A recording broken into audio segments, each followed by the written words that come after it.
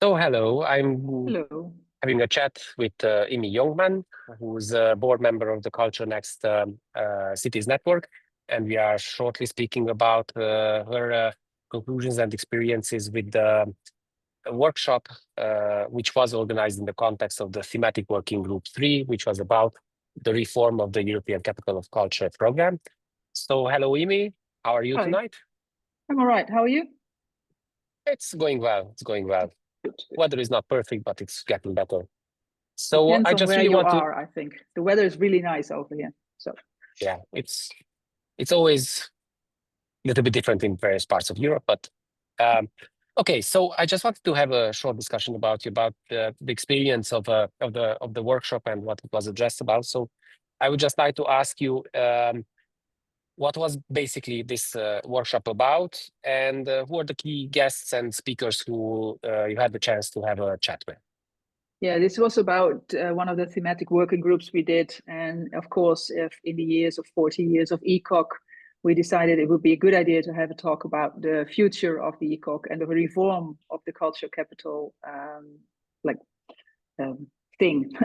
What we did, we had a discussion with 4 panel members to have a talk about this. And also, I think it's also nice to add that we had around, I think, about 100 people in the audience that were actively participating in this discussion. So we had those 4 people in front of the group, but I think in the end, we ended up with having a discussion with the whole group. So with a group of around 100 people. So I think it's really a successful meeting we had over there.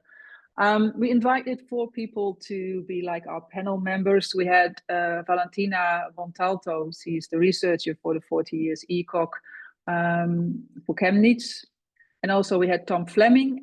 He made like a draft report for us, for Culture Next. He was one of the panel members. And then we had 2 people really actively participating in the cultural capital. We had Alexandra from Timisoara and also Kelly Diapuli from Larnaca 2030. And also she was involved with Elefsina, the cultural capital. So a lot of experienced people in the team. And the questions we thought we should ask them and talk with the audience, so the members of Culture Next, about was what their proposals were for the improvement of the European Capital of Culture, and also what the role of Culture Next could be in that. For us as a network, that's really important to know as well, if we can play a role and what that role should be. Yeah, and then we had a discussion. You want to know about that as well? You're on mute. Sorry. Yes, I'm absolutely curious, and I would like to know like what was discussed, especially because the European Capital of Culture is getting close to a kind of reform and rethinking of its purpose for the period starting after 2033. So, really, what was brought to the table? Yeah, I think what's interesting with the Culture Next is that, of course, it's a network of cultural capitals, but it's also a network of the losers. So the discussion was also focused on how you can manage that everything that was prepared for a culture capital was also executed more or less. So not to have those creative initiatives be lost after you lose the battle for the title. And I think for the reform of the ECoC, I think European Union should really look at all the energy that people put into this race or this winning of the title, and to make really sure that all the money and also the energy that is being put into making the bid books is not lost after that. So that was an interesting topic, and also because of the Culture Next group being what it is, this was one of the key topics we talked about. So then it's also about providing this like framework for the losing cities, to help the losing cities also to deliver a part or their program they made for the bid, and make sure that that's still in place. That's one of the recommendations that came very clearly out of this discussion. So make sure that there's a framework for those losing cities they can work upon, and also create this network they can use to get more experience and more help maybe by implementing this. So I think that's one of the most important things. And also one of the advices was to come up with maybe a different way of assessing the bids. Sometimes I think the panel members and also the members in the group in the room, the people in the room had the feeling that the jury members had sometimes a bit of a closed up view of what was happening and what is important as well. So there was a clear call for like changing maybe the ways of assessing the bid book. I think that's important for us as well. And the one I really liked was that there was this suggestion to choose from the losing bid, choose a project that's really good on cooperating on the international scale, and to make sure that that project is being executed, because it's so important and so well thought up for mainly the international aspect as well. So just give someone a star, give a project a star, and to make sure that it is executed. So let me see what else we got. Yeah, and I think for me, being from a former culture capital as well, one of the recommendations from the group as well was maybe make sure that there is going to be a collaboration between the winning city in a country and the losing city, one or more of the losing cities. And I know, being from Leeuwarden, that it was very difficult for us to find cooperation with the losing cities, because the losing cities, of course, were kind of angry that they didn't win.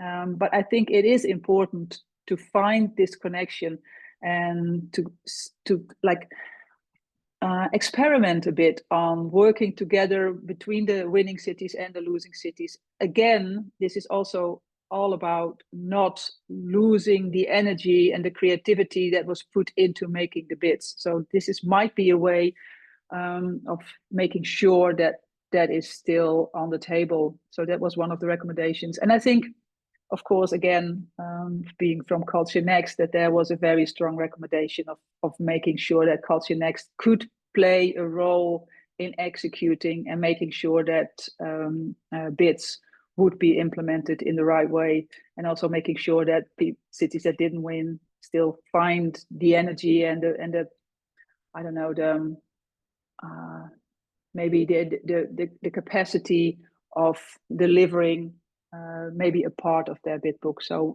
giving Culture Next this role as a partner, a knowledge partner as well for the ECoCs. So I think that might be the highlights. Maybe I forgot one, but I just wanted to ask you, kind of as a closing. First of all, you mentioned this fact that losing cities are maybe losing their momentum, but now for the last 2 years there is this practice of governments naming kind of national capitals of culture. All of the finalist cities who didn't get the title. So I am curious a little bit about your opinion, if this is relevant also from the ECoC reform perspective. And then I'd just like to ask you as a final question, do you think that, or how do you think we could take this conversation further? There is a 40 years event about the European capitals of culture coming up. So this will be probably addressed further. So how would you take this discussion, this dialogue? Yeah, just get back to the first thing you said is, please remind me, the first thing you said was really, I thought I should... With the national capitals of culture. Yeah, of course. Like you saw that in Portugal, that the Portuguese government decided to also make sure that the cities that didn't win get some money to implement that program. And I think that is really interesting to do. It's also a guarantee that all the energy is not lost, and all the money you also put in making the bid is not lost. So that for me would be a very interesting topic to talk about with the countries and the ministries as well. So that would be a good one. And then on how to bring this talk further, I think, of course, the 40 years discussion in Chemnitz is going to be an interesting one as well. I know there's going to be a lot of people to talk about this. And also, I'm very curious to know how much Europe is willing to listen to the people that are really experienced in this field, like we are with being Culture Next and talking to all those cities that are applying or were or lost the title. I think there's a lot of experience in the field, and they should really listen to what is necessary.